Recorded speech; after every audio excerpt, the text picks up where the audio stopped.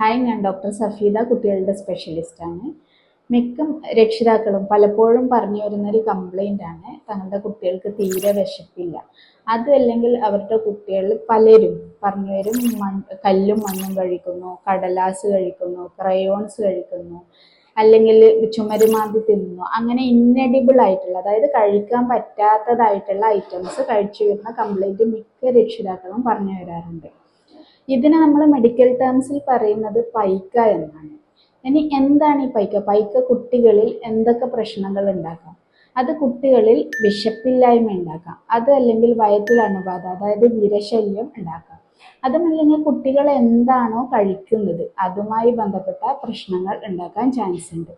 പിന്നെ രക്തക്കുറവ് ഉണ്ടാക്കാം. അങ്ങനെ പല പല പ്രോബ്ലങ്ങൾ ഉണ്ടാക്കാം.